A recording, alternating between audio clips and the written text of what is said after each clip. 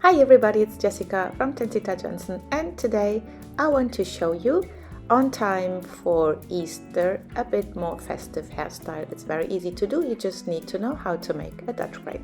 So I'm parting my model's hair in the middle, make a neat part line. I'm using the tail from the comb or the first teeth, we say here. I don't know what you say in English. And then from over the ear, I show you now, from over the ear diagonally upwards to the crown of the hat. Then clip that away. Here you see it better. From the middle diagonally to over the ear, I take the portion of hair and I clip it away for the time being.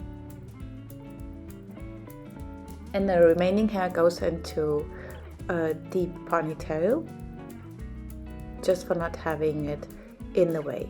Now I'm bringing down the right portion and just clip it, and I'm using some Garnier hair oil to make the hair softer and shiny.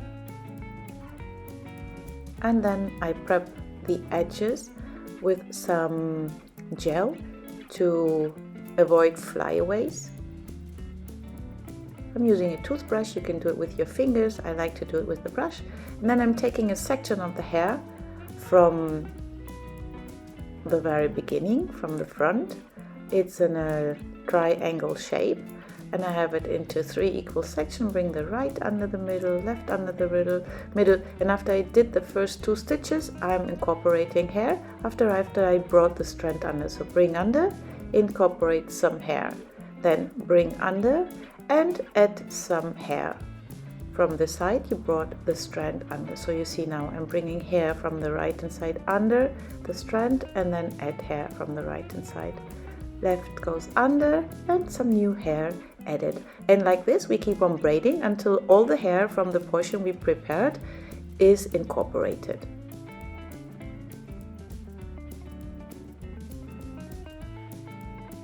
Keep on braiding until there's no more hair left.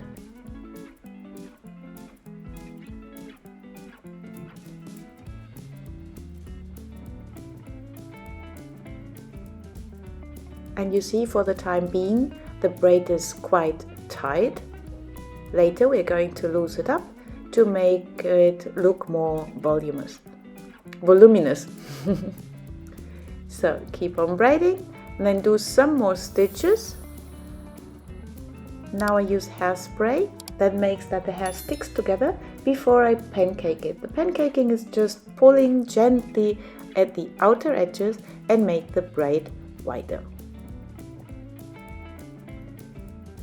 And then I did again 2 more stitches to make it a bit longer, and I do exactly the same on the other side.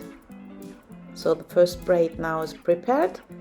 Again, oil and some hair gel for the edges to avoid the flyaways. And then you see diagonally I create a triangle. I split this portion of hair in 3 strands and I bring the left under the middle and then the right under the middle. Normally start with the strand that is closer to the part line, so with the inner strand.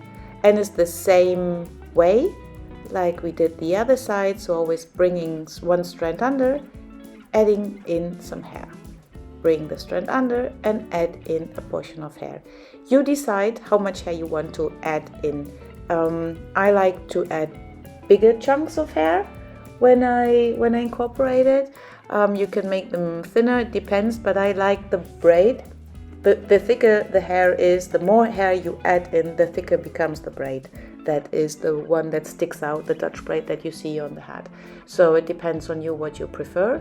And then I do some more stitches again after I have nearly all the hair. There were some left. And holding it not too tight when you did the last stitches. Use some hairspray and then pancake again.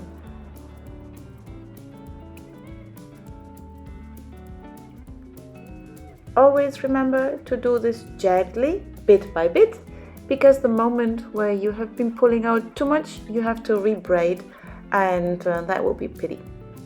So if you have the result that you like, put the two braids flat against each other, use a hair tie to combine them.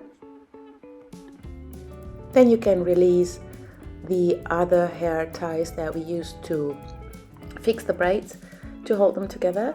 And then I'm adding in a little bow because my model really wanted to have a festive style, and I love these bows. This is our final result.